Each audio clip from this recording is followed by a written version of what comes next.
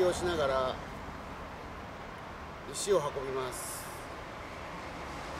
見ててください。頑張ります。石運びます。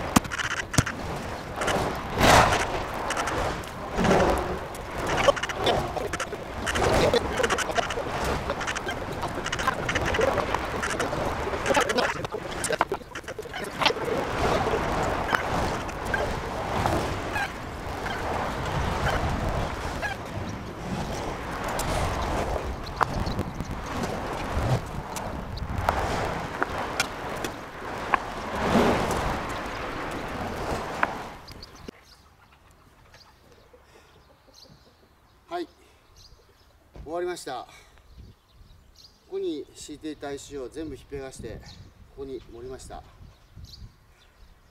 運ぼうかなと思ったけどまた今度にします。相当しんどい。